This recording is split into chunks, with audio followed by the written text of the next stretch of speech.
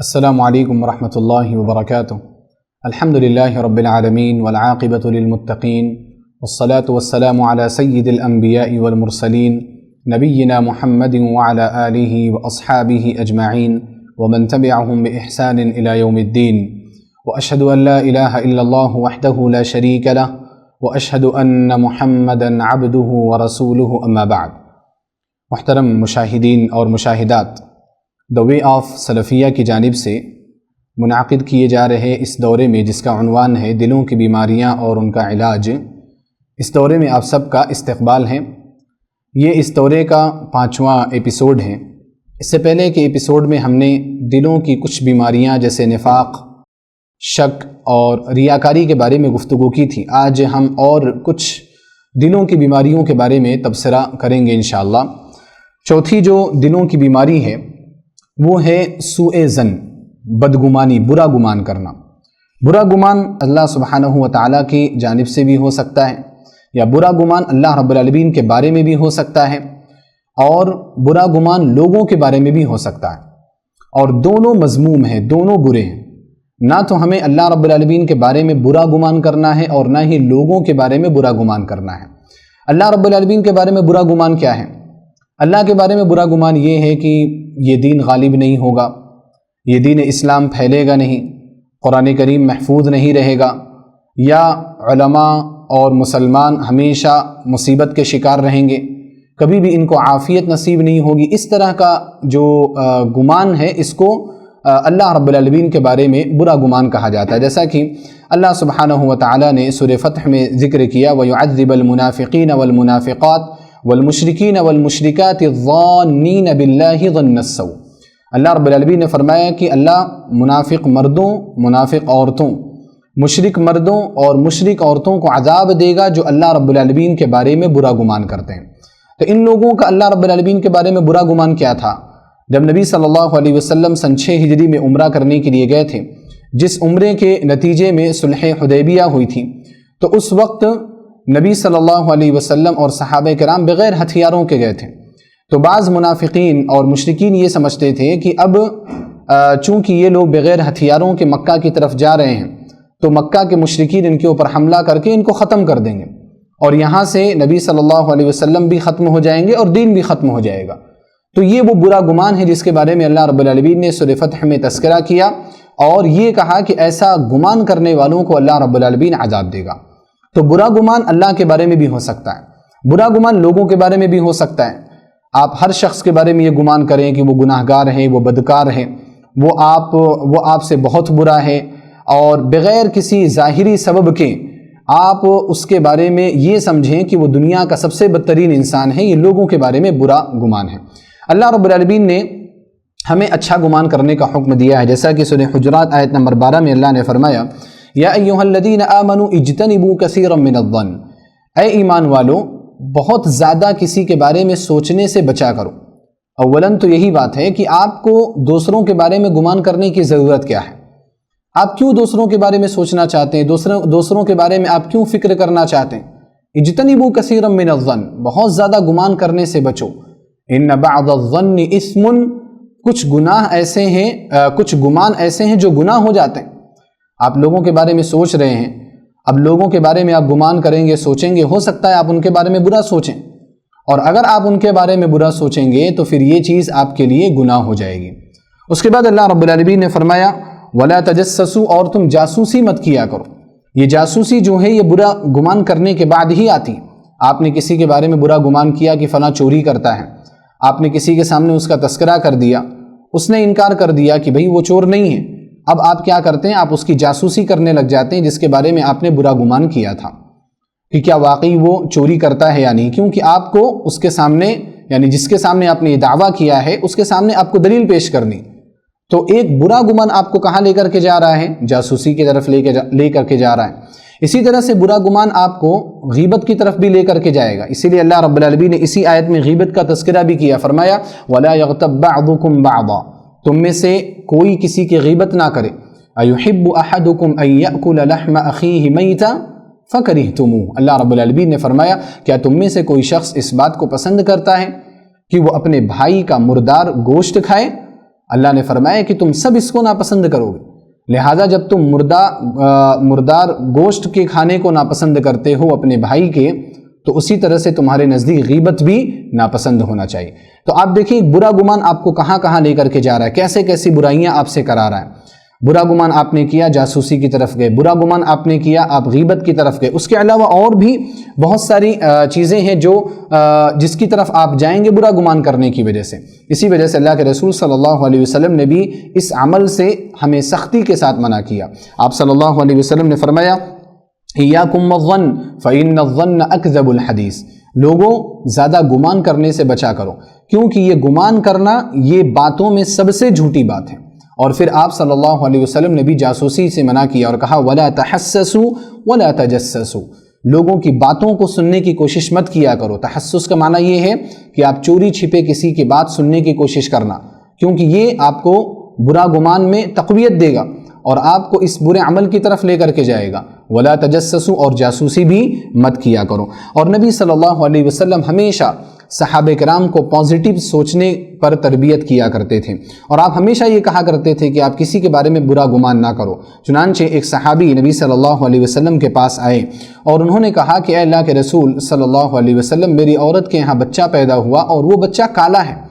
یعنی ان کو اپنی عورت پر شبہ ہو رہا تھا کیونکہ وہ گورے تھے اور ان کے بچے بھی تقریباً جتنے ہوئے تھے وہ سب گورے تھے، خوبصورت تھے، تو ایک کالا بچہ کہاں سے آ گیا؟ تو ان کو ڈاؤٹ ہوا کہ کہیں کسی اور کے ساتھ میری عورت نے ہم بستری تو نہیں کی، چنانچہ ان کو یہ شک ہوا، نبی صلی اللہ علیہ وسلم کے پاس آئے۔ آپ صلی اللہ علیہ وسلم نے بہترین انداز میں ان کی تربیت کی۔ آپ نے ان سے سوال کیا هل لک من ابل، کیا آپ کے پاس اونٹ ہے؟ تو انہوں نے کہا کہ ہاں میرے پاس اونٹ ہیں۔ نبی صلی اللہ علیہ وسلم نے فرمایا فما الوانها، وہ جو اونٹ ہیں آپ کے پاس ان کے رنگ کیا ہیں؟ تو انہوں نے کہا کہ حمر، کچھ سرخ اونٹ ہیں۔ آپ صلی اللہ علیہ وسلم نے پوچھا هل فیہا من اورق، کیا اس میں کچھ کالے اونٹ بھی ہیں؟ تو انہوں نے کہا کہ ان فیہا لاورقا، کہ اس میں کچھ کالے اونٹ بھی ہیں۔ تو نبی صلی اللہ علیہ وسلم نے ان سے پوچھا کہ جب آپ کے پاس سارے اونٹ سرخ ہیں تو یہ کالا اونٹ کہاں سے آ گیا؟ فأنا أتاها ذلك، تو انہوں نے کہا، صحابی نے کہا عسى ان يكون نزعه عرق، ہو سکتا ہے کہ کسی رگ نے اس کو کھینچ لیا ہو، یعنی ہمارے دادا میں سے یا پوری جو نسل ہے اونٹوں کی، اس نسل میں کوئی ایسا رہا ہو جو کالا ہو، اور یہ جو بچہ پیدا ہوا اونٹ کا، یہ اسی ذات کی وجہ سے، اسی اونٹ کی وجہ سے یہ بچہ بھی کالا ہو گیا، ممکن ہے ایسا؟ تو نبی صلی اللہ علیہ وسلم نے فرمایا وَهَذَا عَسَىٰ أَن يَكُونَ نَزَعَهُ عِرْقٌ، تو اس بچے کے بارے میں بھی ایسا ہو سکتا ہے کہ اس کو کسی رگ نے کھینچ لیا ہو، یعنی آپ کے دادا پر دادا میں کوئی ایسا رہا ہو جو کالا ہو سکتا ہے اسی پر یہ بچہ گیا ہو اور اسی پر پڑا ہو، لہذا اپنی بیوی کے بارے میں آپ کو برا گمان کرنے کی ضرورت کیا ہے؟ تو نبی صلی اللہ علیہ وسلم صحابہ کرام کو ہمیشہ اچھا گمان کرنے کی تربیت کیا کرتے تھے اور ان کو تعلیم دیا کرتے تھے، کیونکہ انسان جب اچھا گمان کرتا ہے تو بہت سکون میں رہتا ہے، لیکن اگر وہ بدگمانی شروع کرتا ہے، برا گمان کرنا شروع کرتا ہے تو اپنے آپ کو وہ برباد کر لیتا ہے۔ انسان جب برا گمان شروع کرتا ہے تو یہ برا گمان اس کو مسلمانوں کے عورہ یعنی چھپی ہوئی چیزوں کی طرف لے کر کے جاتا ہے، یعنی وہ اس تلاش میں رہتا ہے کہ کیسے ہم کسی کے بارے میں معلوم کریں کہ فلاں کیا کرتا ہے، فلاں کس کے ساتھ جاتا ہے، کس کے ساتھ آتا ہے، کیا کھاتا ہے کیا نہیں کھاتا ہے، لوگوں کی جاسوسی انسان شروع کر دیتا ہے اگر اس کے اندر برا گمان ہو، بدگمانی ہو۔ اسی وجہ سے نبی صلی اللہ علیہ وسلم نے ایسے لوگوں کو سخت تنبیہ کی۔ آپ نے فرمایا یا معشر من آمن بلسانہ، اے وہ لوگوں جو اپنی زبان سے ایمان لے کر کے آئے ہو، ولم يدخل الایمان قلبہ، اور جن کے دلوں میں ابھی ایمان داخل نہیں ہوا ہے، لا تغتابوا المسلمین، مسلمانوں کی غیبت مت کیا کرو، ولا تتبعوا عوراتہم، اور مسلمانوں کی چھپی ہوئی چیزوں کے پیچھے مت پڑا کرو، ان کے عیب کو تلاش مت کیا کرو، فإنہ من اتبع عوراتہم یتبع اللہ عورتہ، کیونکہ جو شخص بھی مسلمانوں کے پردہ کی چیزوں کو تلاش کرنے کی کوشش کرے گا، مسلمانوں کے عیب کو تلاش کرنے کی کوشش کرے گا، اللہ رب العالمین اس کے عیب کے پیچھے پڑ جائے گا۔ وَمَن يَتَّبِعِ اللَّهُ عَوْرَتَهُ يَفْضَحْهُ فِي بَيْتِهِ، اور اللہ رب العالمین جس کے عیب کے پیچھے پڑ جائے اللہ اس کے گھر میں اس کو رسوا کرتا ہے۔ سنن ابو داؤد کی روایت ہے۔ اس سے پتہ یہ چلا کہ اگر کوئی شخص بدگمانی کرنے کی وجہ سے لوگوں کے عیب تلاش کرنے کی طرف جاتا ہے تو وہ اپنے آپ کا بڑا نقصان کرتا ہے، وہ اپنے آپ کو برباد کرتا ہے، اور وہ شخص بھی ایک دن ذلیل ہو جاتا ہے، ایک دن رسوا ہو جاتا ہے، وہ کسی کو منہ دکھانے کے قابل نہیں رہتا ہے۔ کیونکہ وہ اس بات کی کوشش کرتا تھا کہ کوئی دوسرا شخص کسی کو منہ دکھانے کے قابل نہ رہے۔ اسی وجہ سے، اسی تربیت کی وجہ سے صحابہ کرام اور سلف میں آپ دیکھیں کہ وہ ہمیشہ پازیٹیو مائنڈ رکھا کرتے تھے اور ہمیشہ مثبت سوچ کے ساتھ اپنا کام کیا کرتے تھے، اور لوگوں کو بھی مثبت سوچ رکھنے کی تلقین کیا کرتے تھے۔ چنانچہ عمر بن خطاب رضی اللہ تعالی عنہ فرماتے ہیں کہ لا تظنن بکلمۃ خرجت من اخیک سوءا وانت تجد لها فی الخیر محملا، کہ اگر آپ کے بھائی سے کوئی بات صادر ہوئی، آپ کے بھائی نے کوئی بات کہی ہے، تو اس بات کو اگر آپ خیر پر محمول کر سکتے ہو تو پھر آپ کے لیے کسی بھی طور پر جائز نہیں ہے کہ آپ اس بات کی وجہ سے اس سے بدگمانی کرو۔ ہمارے یہاں یہ رہتا ہے کہ آپ نے کوئی بات کہی، آپ کی زبان سے کچھ الفاظ نکلے، لوگ اپنے طور پر اس کے مطالب بنانے لگ جاتے ہیں، حالانکہ آپ نے اس کو مراد لیا ہو یا نہ لیا ہو۔ عمر بن خطاب رضی اللہ تعالیٰ عنہ کیا کہتے ہیں کہ اگر آپ کے بھائی نے کوئی ایسی بات بول بھی دی کہ وہ بظاہر آپ کو بری لگ رہی ہو، بظاہر آپ کو وہ بات غلط لگ رہی ہو، لیکن آپ یہ دیکھو کہ کیا آپ کے اس بھائی کی بات کو کیا کسی خیر پر محمول کیا جا سکتا ہے، کیا اس کا کوئی پازیٹیو معنی بتایا جا سکتا ہے؟ اگر ایسا ہے تو پھر آپ اس کو پازیٹیو معنی میں لو، آپ کے لیے جائز نہیں ہے کہ آپ اس کو نگیٹو معنی میں لے کر کے جاؤ۔ آپ اپنے بھائی کے تعلق سے بدگمانی کرو، ایسا آپ کے لیے جائز اور درست نہیں ہے۔ اور اسی طرح سے بعض سلف نے یہ بھی کہا کہ انی لالتمس لاخی المعاذیر من عذر الى 70 ثم اقول لعل له عذرا لا اعرفه۔ بعض سلف نے کہا کہ میں اپنے بھائی کے لیے عذر تلاش کرنے کی کوشش کرتا ہوں، یہاں تک کہ 70 مرتبہ کوشش کرتا ہوں کہ میں اپنے بھائی کے لیے عذر تلاش کروں، اور 70 مرتبہ کوشش کرنے کے بعد بھی اگر اپنے بھائی کا کوئی عذر ہمارے سامنے نہیں آتا تو میں یہ کہہ دیتا ہوں کہ ہو سکتا ہے کہ اس کا کوئی ایسا عذر ہو جو مجھے معلوم نہ ہو۔ یعنی 70 مرتبہ کوشش کرنے کے باوجود سلف کسی کے بارے میں برا گمان نہیں کیا کرتے تھے۔ ہم چھوٹی چھوٹی سی باتوں کو لے کر کے لوگوں کے بارے میں بدگمانی کا شکار ہو جاتے ہیں۔ تو اس لیے ہمیں چاہیے کہ ہم اپنے دل کو صاف رکھیں، اپنے دل سے اس بیماری کو دور کریں اور اپنے دل کو پاک رکھیں، ہمیشہ لوگوں کے بارے میں اچھا سوچیں، الا یہ کہ بالکل ظاہری سبب ہمارے پاس موجود ہو کسی کے بارے میں برا گمان کرنے کی۔ اگر ظاہری سبب ہے تو پھر ہمیں اس کی اصلاح کرنے کی کوشش کرنی چاہیے، اس کے بارے میں بدگمانی کر کے کوئی فائدہ نہیں ہے۔ سوال یہ ہے کہ بدگمانی ہوتی کیوں ہے، انسان کیوں بدگمانی کرتا ہے؟ اس کے بہت سارے اسباب اہل علم نے ذکر کیے ہیں۔ پہلا سبب یہ ذکر کیا ہے کہ انسان کے نفس کی خباثت ہوتی ہے۔ انسان کا نفس جو ہے، جو دل ہے جس کے بارے میں ہم بات کر رہے ہیں، اس کا دل مریض ہو چکا ہوتا ہے۔ جب انسان کا دل مریض ہے، بیمار ہے، تو پھر وہ لوگوں کے بارے میں اچھا نہیں سمجھے گا، جیسا وہ خود ہے ویسا دوسروں کے بارے میں سوچنے کی وہ کوشش کرے گا۔ اسی طرح سے ایک دوسری وجہ یہ بھی ہوتی ہے کہ انسان کے عقل کی کمزوری ہوتی ہے۔ عقل کی کمزوری کیسے؟ کہ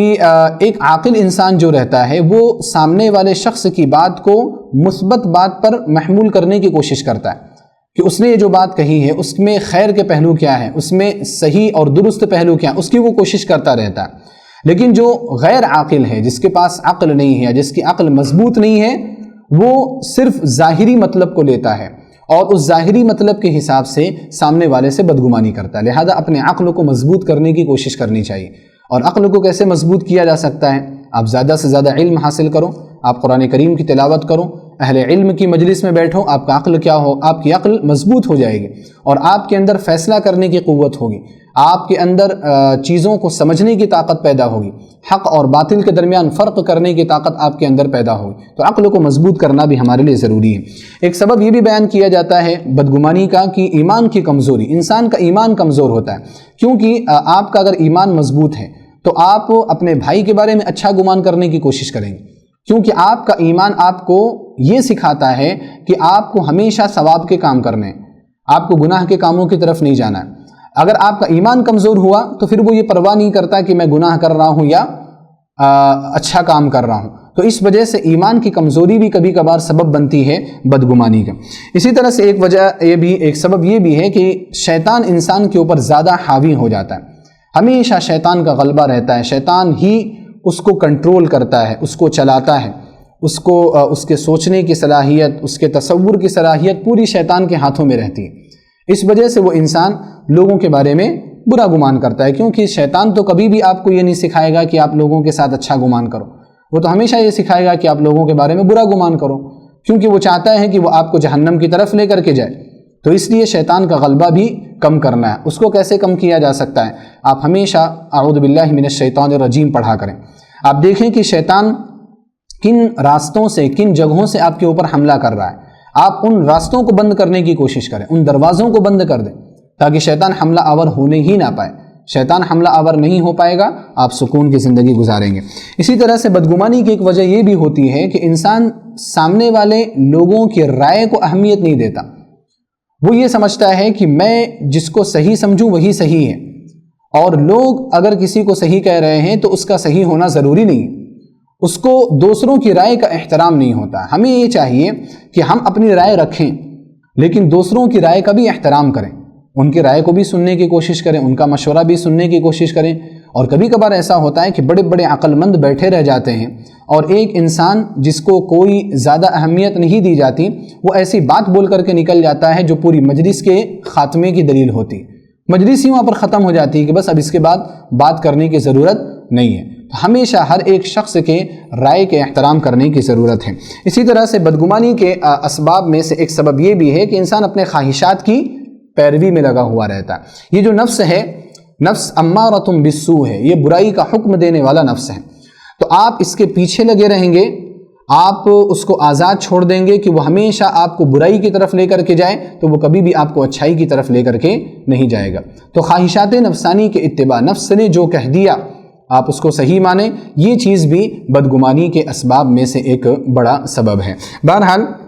بہت سارے اسباب ہیں، خلاصہ یہ ہے کہ ہمیں بدگمانی کرنے سے بچنا ہے۔ یہاں پر میں ایک علاج یا ایک نسخہ میں آپ کو بتانا چاہتا ہوں کہ آپ بدگمانی سے کیسے اپنے آپ کو بچا سکتے ہیں۔ ہم میں سے ہر شخص کبھی نہ کبھی اس کا شکار ہوتا ہے، کسی نہ کسی کے بارے میں، دوست کے بارے میں، گھر والوں کے بارے میں، بھائیوں کے بارے میں، والدین کے بارے میں بدگمانی ہوتی۔ تو اس کا علاج کیا؟ اس کا علاج یہ ہے کہ اگر آپ کسی شخص سے بدگمانی کی چیز محسوس کریں کہ میں فلاں سے بدگمان ہو رہا ہوں یا اس کے بارے میں میرا اچھا گمان نہیں بن رہا ہے، تو آپ جن چیزوں کو لے کر کے بدگمان ہو رہے ہیں ان چیزوں کے بارے میں تحقیق مت کیجیے۔ اگر آپ تحقیق کریں گے بدگمانی کا جو مرض ہے وہ بڑھتا چلا جائے گا، لیکن اگر آپ تحقیق نہیں کریں گے اور یہاں پر آپ یہ کہیں گے بھی مجھے کیا لینا دینا، فلاں شخص اگر وہ غلط کام کرتا ہے تو کرتا ہے، اس سے اس کو نقصان ہے، میں کیا کروں گا اس کو جان کر کے، مجھے کیا پڑی ہے کہ میں دوسروں کے بارے میں جانوں، میرے اپنے اتنے کام ہے، میں اپنے کاموں میں اتنا مشغول ہوں، میں دوسروں کی طرف دھیان نہیں دے سکتا۔ اگر آپ نے اپنے نفس کو ایسے سمجھا لیا اور آپ اس بدگمانی کی وجہ سے آپ اس کی تحقیق میں نہیں پڑے تو یہ چیز آپ کو بدگمانی سے نجات دلا سکتی ہے۔ اس کے بارے میں ایک روایت وارد ہوئی ہے، ضعیف روایت ہے، لیکن اس پر اگر عمل کیا جائے اس کا مفہوم درست ہے۔ ایک روایت ہے، حارثہ بن نعمان رضی اللہ تعالیٰ عنہ روایت کرتے ہیں کہ اللہ کے رسول صلی اللہ علیہ وسلم نے فرمایا، ثلاث لازمات لامتی، تین چیزیں میری امت کے لیے لازم ہیں، یعنی امت کا ہر فرد ان کا شکار ہوگا۔ پہلی چیز ہے الطیرۃ، بدشگونی، دوسری چیز ہے والحسد، حسد کرنا، تیسری چیز ہے وسوء الظن، بدگمانی کرنا۔ فقال رجل، تو ایک صحابی نے کہا، ما یذہبہن یا رسول اللہ، اے اللہ کے رسول صلی اللہ علیہ وسلم ان چیزوں کو کون سی چیز ختم کر سکتی ہے؟ تو آپ صلی اللہ علیہ وسلم نے فرمایا، اذا حسدت فاستغفر اللہ، اگر تمہیں کسی سے حسد ہو تو تم استغفار پڑھا کرو، استغفر اللہ، اپنے گناہوں کی معافی مانگا کرو۔ وَإِذَا ظَنَنْتَ فَلَا تُحَقِّقْ، اور اگر تمہیں کسی کے تعلق سے بدگمانی ہو تو اس کو کبھی بھی اس چیز کی تحقیق مت کیا کرو۔ وَإِذَا تَطَيَّرْتَ فَامْضِ، اور اگر تمہیں بدشگونی ہو تو تم آگے بڑھ جایا کرو، بدشگونی کی وجہ سے اپنے کام کو روکا مت کرو۔ یہ امام طبرانی رحمہ اللہ نے اس روایت کو روایت کیا ہے، بیان کیا ہے، اور یہ روایت ضعیف ہے لیکن مفہوم کے اعتبار سے اگر آپ دیکھیں تو یہ اس کا مفہوم درست نظر آتا ہے کہ اگر انسان تحقیق کو چھوڑے گا تو بہت حد تک بدگمانی کے مرض سے اپنے آپ کو بچا سکتا ہے۔ اس کے بعد ہم آگے ایک اور مرض کی طرف بڑھتے ہیں دلوں کے امراض میں سے، اور وہ ہے حسد کی بیماری۔ حسد کی بیماری بھی دلوں کی بیماریوں میں سے ایک بڑی بیماری ہے، اور یہ ایک ایسی بیماری ہے جس بیماری سے کوئی بھی انسان محفوظ نہیں ہے۔ جیسا کہ ابھی اس سے پہلے والی روایت گزری، اگرچہ وہ ضعیف ہے، نبی صلی اللہ علیہ وسلم نے فرمایا کہ تین چیزیں میری امت کے لیے لازم ہیں، اور ان میں سے حسد کا تذکرہ کیا کہ حسد لازم ہے، ہر شخص حسد کرے گا۔ اسی وجہ سے حافظ ابن رجب رحمہ اللہ فرماتے ہیں الحسد مرکوز فی طباع البشر، حسد جو ہے وہ انسانوں کی فطرت میں جاگزی ہے. وهو ان الانسان يكره ان يفوقه احد من جنسه في شيء من الفضائل، اور وہ حسد یہ ہے کہ انسان اس بات کو ناپسند کرتا ہے کہ اس کی جنس میں سے، اس کے ساتھ رہنے والوں میں سے کوئی بھی شخص کسی فضیلت کو لے کر کے آگے نہ بڑھ جائے. وہ کسی کو کسی فضیلت میں آگے نہیں دیکھنا چاہتا، چاہے وہ علم کی فضیلت ہو، چاہے وہ مال کی فضیلت ہو، چاہے وہ جاہ و منصب کی فضیلت ہو، کیسے بھی فضیلت ہو، کوئی بھی انسان یہ پسند نہیں کرتا. تو یہ جو حسد ہے، حسد کی بیماری ہر ایک کے اندر ہوتی ہے. اور ایک اور محاورہ مشہور ہے عرب میں، کہتے ہیں کہ لا یخلو جسد من حسد، کوئی بھی جسم حسد سے محفوظ نہیں ہے. نہ میں حسد سے محفوظ ہوں، نہ آپ حسد سے محفوظ ہیں. لیکن فرق کیا ہے؟ فرق یہ ہے لیکن الکریم یخفی واللئیم یبدی، جو انسان اچھا ہوتا ہے، شریف انسان ہوتا ہے، وہ اس حسد کو چھپا لیتا ہے، اس حسد کو ظاہر نہیں ہونے دیتا. واللئیم یبدی، اور جو کمینہ انسان ہوتا ہے، بدبخت انسان ہوتا ہے، وہ اس کو ظاہر کر دیتا ہے. ہر شخص حسد کرتا ہے، چاہے وہ صلاح اور تقوی کے کسی بھی درجے کو پہنچ چکا ہو، اس کے اندر حسد رہتا ہے. لیکن آپ دیکھو کہ علماء یا جو بڑے لوگ ہوتے ہیں، محترم لوگ ہوتے ہیں، بڑی شخصیات ہوتی ہیں، ان کی زبان سے، ان کے الفاظ سے کبھی آپ اس طرح کی باتیں محسوس نہیں کریں گے، کیونکہ وہ اس کو چھپا کر کے رکھتے ہیں. تو حسد ایک ایسی بیماری ہے جو ہر ایک کے اندر پائی جاتی ہے. اور حسد ہی وہ بیماری ہے کہ آسمان میں سب سے پہلے اسی بیماری کے ذریعے، اسی معصیت کے ذریعے سے اللہ رب العالمین کی نافرمانی کی ہے. چنانچہ اللہ رب العالمین نے فرمایا وَإِذْ قُلْنَا لِلْمَلَائِكَةِ اسْجُدُوا لِآدَمَ فَسَجَدُوا إِلَّا إِبْلِيسَ، اللہ رب العالمین نے فرمایا کہ ہم نے فرشتوں کو کہا کہ حضرت آدم علیہ السلام کو سجدہ کرو، تو سارے لوگوں نے سجدہ کیا سوائے ابلیس کے. ابا واستکبر وکان من الکافرین، اس نے انکار کیا، اس نے گھمنڈ کیا اور وہ کافروں میں سے تھا. ابلیس نے حضرت آدم علیہ السلام کو سجدہ کیوں نہیں کیا؟ حسد کی بنا پر نہیں کیا، کیونکہ ابلیس یہ دیکھ رہا تھا کہ آدم کو وہ مقام مل رہا ہے جو ابلیس کو نہیں ملا،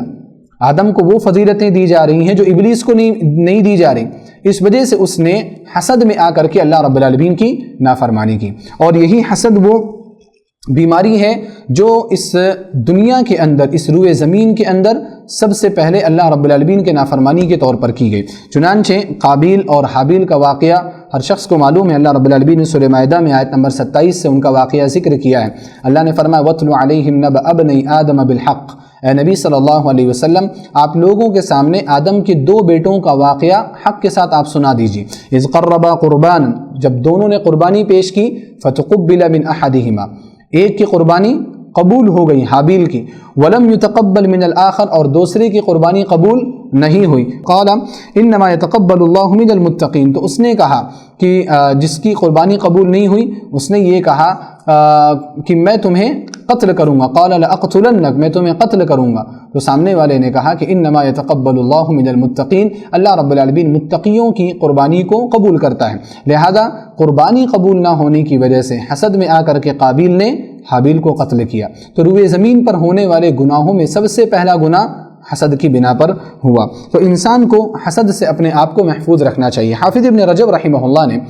حسد کے سلسلے میں لوگوں کے 4 مراتب کا ذکر کیا ہے کہ حسد کو لے کر کے لوگ 4 قسم کے ہوتے ہیں. پہلی قسم ان لوگوں کی ہوتی ہے جو محسود کا لفظ میں استعمال کروں گا. محسود اس کو کہتے ہیں جس سے آپ حسد کر رہے ہیں. تو حافظ ابن رجب رحمہ اللہ فرماتے ہیں کہ کچھ لوگ ایسے ہوتے ہیں جو محسود کی نعمت کے چھن جانے کی تمنا کرتے ہیں اور اس کو خود بھی چھیننے کی کوشش کرتے ہیں، چاہے زبان کے ذریعے سے یا اپنے فعل کے ذریعے سے، اور یہ چاہتے ہیں کہ اس کی نعمت چھن کر کے، اس کی نعمت اس سے ختم ہو کر کے ان کے پاس آ جائے. ایسے لوگ حسد کرتے ہیں اور یہ بہت ہی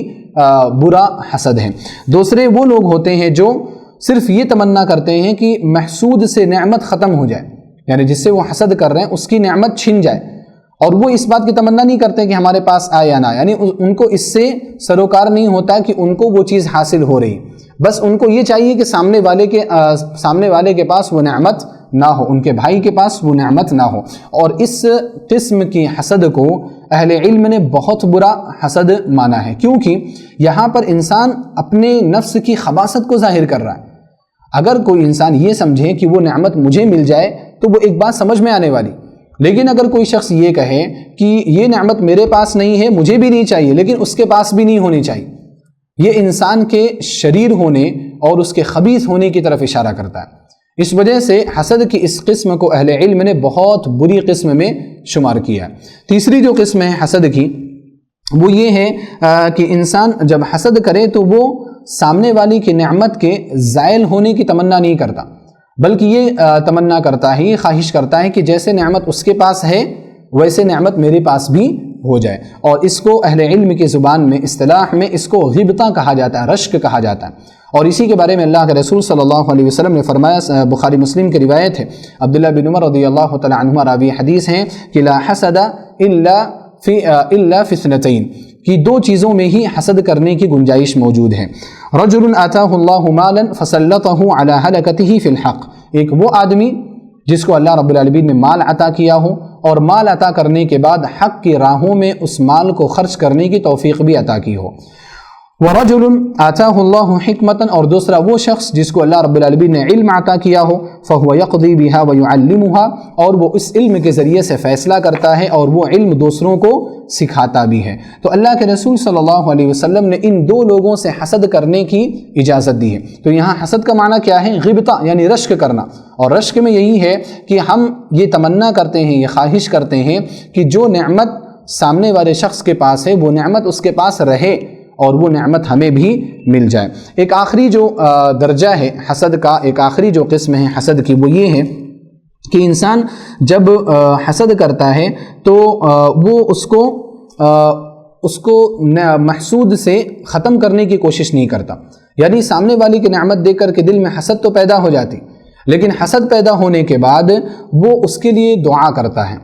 وہ اس کے ساتھ اور خیر خواہی کا معاملہ کرتا ہے، وہ اس کے لیے اللہ رب العالمین سے یہ دعا کرتا ہے، یہ مانگتا ہے کہ اللہ رب العالمین اس کی نعمت کو برقرار رکھے، اللہ رب العالمین ہمیشہ اس کو خوش و خرم رکھے، یعنی وہ اپنے نفس پر کنٹرول کرتا ہے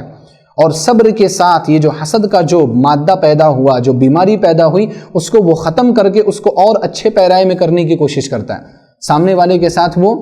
خیرخواہی کا معاملہ کرتا ہے، اس کو اپریشیٹ کرتا ہے، اس کی حوصلہ افزائی کرتا ہے۔ تو ایسا شخص اگر ہے تو اہل علم کہتے ہیں، حافظ ابن رجب رحمہ اللہ فرماتے ہیں کہ ھذا من اعلی درجات الایمان، یہ ایمان کا سب سے اعلیٰ درجہ ہے، یعنی آپ نے اپنے نفس کو مار دیا، آپ کا نفس جو خواہش کر رہا تھا ایک غلط کام کی، آپ نے اس کو کچل دیا، آپ نے ختم کر دیا، اور سامنے والے کے ساتھ آپ بہترین طریقے سے پیش آ رہے ہیں۔ تو آپ نے دیکھا کہ حسد کے 4 قسمیں بیان ہوئی، 2 قسمیں مذموم ہیں اور 2 اخیر کی قسمیں ہمارے لیے کیا ہیں؟ اچھی ہیں، اور بلکہ وہ ہمارے اندر ہونی بھی چاہیے۔ یہاں پر آپ دیکھیں جو مذموم جو حسد ہے وہ انسان کو بہت ہی بری طرح سے تباہ کرتا ہے۔ کیا تباہیاں ہوتی ہیں، کیا خرابیاں لازم آتی ہیں حسد کرنے کی وجہ سے؟ سب سے پہلی خرابی یہ کہ حسد کرنے کی وجہ سے انسان تقدیر پر ایمان کو کھو بیٹھتا ہے، اس کا ایمان تقدیر سے ہٹ جاتا ہے، کیونکہ اگر آپ کا تقدیر پر ایمان ہے تو پھر آپ کسی سے حسد نہیں کریں گے، آپ تقدیر کو لے کر کے راضی ہو جائیں گے کہ اللہ رب العالمین نے اس کے لیے وہ فیصلہ کیا، اللہ نے میرے لیے یہ فیصلہ کیا۔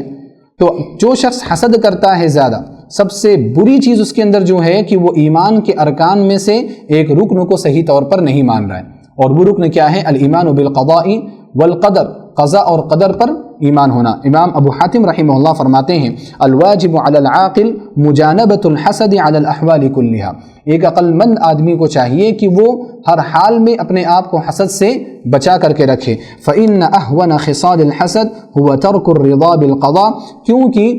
حسد کی سب سے ہلکی بیماریوں میں سے یا ہلکے نقصان میں سے یہ ہے کہ انسان تقدیر سے راضی نہیں ہوتا ہے، بلکہ وہ تقدیر پر اعتراض کرتا رہتا ہے۔ اسی وجہ سے اللہ کے رسول صلی اللہ علیہ وسلم نے فرمایا، جیسا کہ سنن نسائی کی روایت ہے کہ لا یجتمعان فی قلب عبد الایمان والحسد، کسی بھی بندے کے دل میں ایمان اور حسد اکٹھے ہو ہی نہیں سکتے، یعنی اگر آپ حسد کرتے ہیں تو پھر ایمان بالقضاء والقدر آپ کے ہاں موجود نہیں ہے، اور اگر ایمان بالقضاء والقدر آپ کا پختہ ہے تو آپ حسد نہیں کر سکتے۔ حسد کی برائیوں میں سے ایک بڑی برائی یہ ہے کہ حسد کرنے والا اپنے آپ کو ہی دنیا اور آخرت میں برباد کرتا رہتا ہے، جیسا کہ سنن ترمذی کی روایت ہے، زبیر ابن عوام رضی اللہ تعالی عنہ راوی حدیث ہیں کہ نبی صلی اللہ علیہ وسلم نے فرمایا دب الیکم داء الامم قبلکم، کہ اے لوگوں، اے میری امت کے لوگوں، تمہارے اندر تم سے پہلے والے امتوں کی بیماریاں داخل ہونا شروع ہو گئی ہیں، اور وہ بیماریاں کیا ہیں؟ الحسد والبغضاء، آپ نے فرمایا ایک تو حسد ہے دوسرا آپس میں بغض کرنا ہے، اور فرمایا کہ ہی الحالقہ، اور یہ جو بیماریاں ہیں وہ حلق کر دیں گی، وہ موڑ دیں گی۔ اس کے بعد آپ علیہ الصلوۃ والسلام نے فرمایا لا اقول تحلق الشعر، میں بال کے موڑنے یا بال کے نکالنے کو مراد نہیں لے رہا ہوں، ولکن تحلق الدین، یہ ایسی بیماری ہے جو آپ کے دین کو برباد کر دے گی، جو آپ کے دین کو ختم کر دے گی۔ اس کے بعد آپ نے فرمایا والذی نفسی بیدہ، قسم ہے اس ذات کی جس کے ہاتھ میں میری جان ہے، لا تدخلوا الجنۃ حتی تؤمنوا، تم جنت میں اس وقت تک داخل نہیں ہو سکتے یہاں تک کہ مومن ہو جاؤ، ولا تؤمنوا حتی تحابوا، اور تم مومن اس وقت تک نہیں ہو سکتے جب تک کہ آپس میں ایک دوسرے سے محبت نہ کرنے لگو۔ اولا ادلکم علی شیء اذا فعلتموه تحاببتم، کیا میں تمہیں ایک ایسی چیز نہ بتاؤں کہ جب تم اس کو کرنے لگو گے تو آپس میں محبت کرنے لگ جاؤ گے؟ افشوا السلام بینکم، آپس میں سلام کو پھیلاؤ۔ تو نبی صلی اللہ علیہ وسلم نے اس حدیث میں واضح کیا کہ حسد جو ہے وہ انسان کے دین کو برباد کر دیتی، تو حسد کرنے والا دنیا اور آخرت میں اپنا ہی نقصان کر رہا ہوتا ہے، سامنے والے کا نقصان نہیں کرتا۔ تیسری جو خرابی اور برائی ہے حسد کی وہ یہ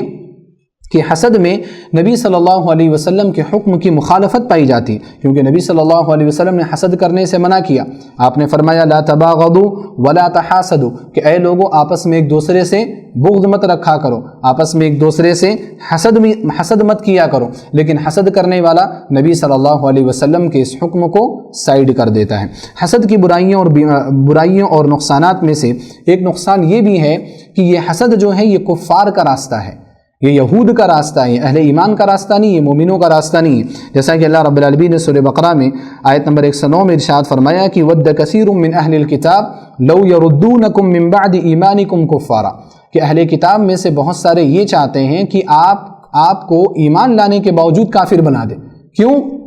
حسدا من عند انفسہم، کیونکہ وہ حسد کر رہے ہیں، اہل ایمان سے حسد کی بنا پر وہ یہ چاہتے ہیں کہ یہ مومن بھی کافر ہو جائے۔ تو اللہ رب العالمین نے یہاں پر حسد اہل کتاب کا طریقہ ذکر کیا ہے، ان کا شیوہ ذکر کیا ہے کہ یہ ان کا راستہ ہے، یہ ان کا طریقہ ہے، ایک مسلمان کا راستہ نہیں ہو سکتا۔ اسی وجہ سے اس آیت کی تفسیر میں حافظ ابن کثیر رحمہ اللہ فرماتے ہیں کہ یحذر تعالی عبادہ المؤمنین عن سلوک طریق الکفار من اہل الکتاب، کہ اللہ سبحانہ وتعالی اپنے مومن بندوں کو اہل کتاب میں سے کفار کے راستے پر چلنے سے اللہ رب العالمین مسلمانوں کو روک رہا ہے۔ حافظ ابو اللیث السمرقندی رحمہ اللہ نے حسد کی ان ساری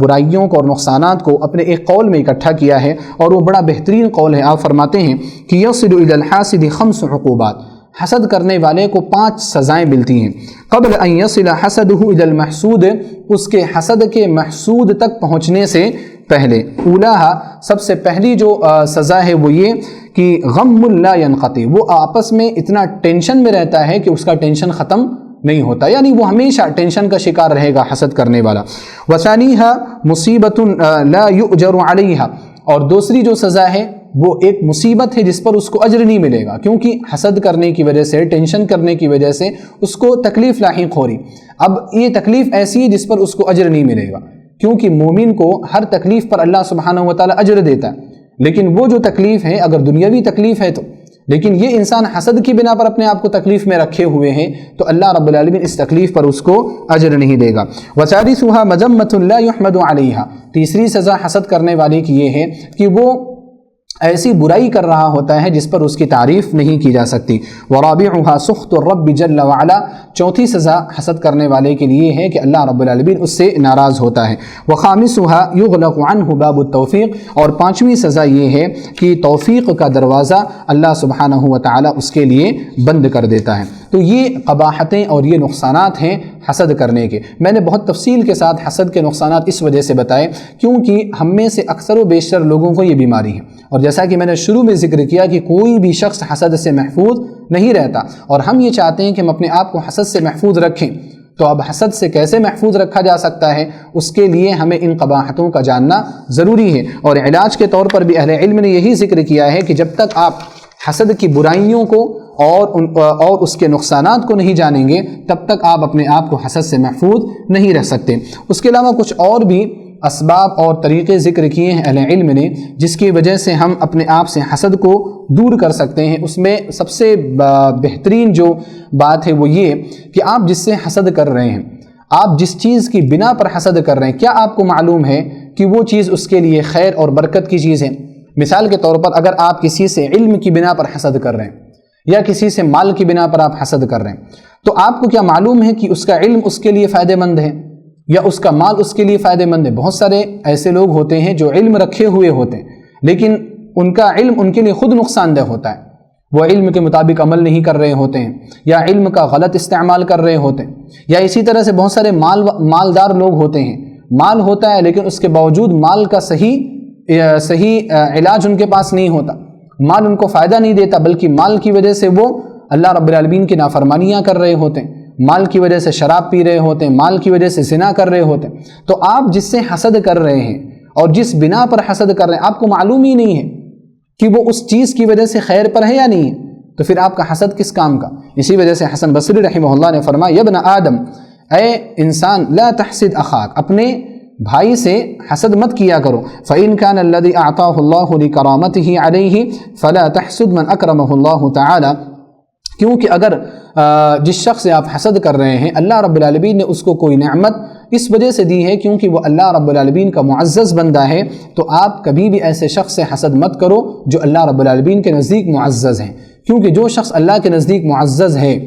آپ اس سے حسد کریں گے تو آپ خود اپنا نقصان کریں گے، جیسا کہ اللہ کے رسول صلی اللہ علیہ وسلم نے فرمایا کہ اللہ رب العالمین نے فرمایا، من عاد لی ولیا فقد آذنته بالحرب، جو میرے کسی ولی سے دشمنی کرتا ہے میرا اس سے اعلان جنگ ہے۔ تو اگر اللہ رب العالمین نے اس کو نعمت اس وجہ سے دی کیونکہ وہ اللہ کا محبوب بندہ ہے، تو آپ اگر اس سے حسد کریں گے تو اپنا خود نقصان کریں گے۔ اس کے بعد حسن بصری رحمہ اللہ نے فرمایا، وَإِن كَانَ لِغَيْرِ ذَلِكَ، اور اگر اس کے پاس جو نعمت ہے وہ اس کے علاوہ کسی دوسری وجہ سے ہے، یعنی اللہ رب العالمین کے ناراضگی کی وجہ سے ہے، فَلِمَ تَحْسُدُ مَن مَصِيرُهُ إِلَى النَّارِ، تو انہوں نے فرمایا حسن بصری رحمہ اللہ نے کہ آپ ایسے شخص پر کیسے حسد کر سکتے ہیں جس کا ٹھکانہ جہنم ہے؟ تو لہذا آپ جس بنا پر بھی حسد کر رہے ہیں وہ چیز اس کے لیے خیر کی باعث ہے یعنی آپ کو پتہ نہیں ہے، لہذا کسی سے حسد کرنے کی ضرورت نہیں ہے۔ دوسری چیز یہ بتائی جاتی ہے حسد کے علاج کے لیے کہ حسد کرنے والا اپنے پہلو میں آگ لیے ہوئے، یعنی اندر اندر وہ جل رہا ہوتا ہے، اور یہ جو جلن ہے آگ کی یہ ہو نہ ہو اس کو جہنم کی آگ کی طرف بھی پہنچا سکتی ہے، لہذا انسان کو اپنے آپ کو اس آگ سے بھی، دنیاوی آگ سے بھی محفوظ رکھنا ہے اور جہنم کی آگ سے بھی محفوظ رکھنا ہے، جیسا کہ امام ابو حاتم رحمہ اللہ نے فرمایا، الحسد من اخلاق اللئام، حسد جو ہے وہ برے لوگوں کی صفت ہے، وَتَرْكُهُ مِنْ أَفْعَالِ الْكِرَامِ، اور حسد نہ کرنا یہ اچھے لوگوں کی علامت ہے، وَلِكُلِّ حَرِيقٌ مُطْفٍ، یا وَلِكُلِّ حَرِيقٍ مُطْفٍ، اور ہر آگ کو کوئی نہ کوئی بجھانے والا ہوتا ہے، وَنَارُ الْحَسَدِ لَا تُطْفَأْ، لیکن حسد کی جو آگ ہے وہ کبھی بھی بجھائی نہیں جا سکتی۔ اسی طرح سے تیسری جو چیز ہے جس کی وجہ سے ہم اپنے آپ کو حسد سے محفوظ رکھ سکتے ہیں وہ یہ کہ ہم اپنے اندر اس بات کو پیدا کریں کہ حسد کرنے والے کو اللہ کے رسول صلی اللہ علیہ وسلم نے اچھا انسان قرار نہیں دیا، تو ہم نبی صلی اللہ علیہ وسلم کی نظر میں اچھے انسان نہ ہوں، ایسا کیسے ہم اپنے آپ کے لیے پسند کر سکتے ہیں؟ جیسا کہ نبی صلی اللہ علیہ وسلم سے جب پوچھا گیا، یہ روایت پہلے بھی آ چکی ہے کہ ای الناس افضل، اے نبی صلی اللہ علیہ وسلم لوگوں میں سب سے بہتر انسان کون ہے؟ تو آپ علیہ الصلوۃ والسلام نے فرمایا، کل مخموم القلب صدوق اللسان، ہر دل کا اچھا اور زبان کا سچا۔ تو صحابہ کرام نے کہا صدوق اللسان نعرفہ، اے اللہ کے رسول صلی اللہ علیہ وسلم زبان کا سچا اس کو تو ہم جانتے ہیں، فما مخموم القلب، لیکن دل کے سچے کون ہوتے ہیں؟ تو آپ علیہ الصلوۃ والسلام نے فرمایا هو التقی النقی، دل کا سچا وہ متقی انسان ہے، صاف ستھرا انسان ہے، لا اسم فیہ، جس کے اندر کوئی گناہ نہیں ہوتا، ولا بغی، اور نہ ہی ظلم ہوتا ہے، ولا غل، اور نہ ہی کینہ ہوتا ہے، ولا حسد، اور نہ ہی حسد کی بیماری اس کے دل کے اندر موجود ہوتی ہے۔ اس روایت کو امام ابن ماجہ رحمہ اللہ نے اپنی سنن میں بیان کیا ہے۔ تو آپ اس روایت سے اندازہ لگائیں کہ نبی صلی اللہ علیہ وسلم نے ان لوگوں کو بہتر انسان قرار دیا جو حسد نہیں کرتے، پھر آپ حسد کر کے اپنے آپ کو نبی صلی اللہ علیہ وسلم کے قول کے اعتبار سے کیسے آپ اپنے آپ کو برا بنا سکتے ہیں، اور آپ کیسے نبی صلی اللہ علیہ وسلم کا سامنا کر سکیں گے اگر آپ حسد لے کر کے اپنے دل کے اندر جائیں گے؟ تو لہذا ان اسباب پر عمل کر کے ہم اپنے آپ کو حسد سے محفوظ رکھ سکتے ہیں۔ تو حسد ایک بڑی اور بری بیماری ہے، اس سے ہمیں اپنے آپ کو محفوظ رکھنا چاہیے۔ اللہ سبحانہ و تعالیٰ سے دعا ہے کہ الہ العالمین تو ہم سب کو حسد سے اور اس کے علاوہ جتنے بھی دلوں کی بیماریاں ہیں تمام بیماریوں سے محفوظ فرما۔ الہ العالمین ہمارے دلوں کو پاک اور صاف بنا دے۔ الہ العالمین تو ہمارے دلوں کے اندر ایمان کی دولت پیدا فرما دے، ایمان سے محبت پیدا فرما دے۔ آمین۔ وآخر دعوانا ان الحمد للہ رب العالمین۔ والسلام علیکم ورحمۃ اللہ وبرکاتہ۔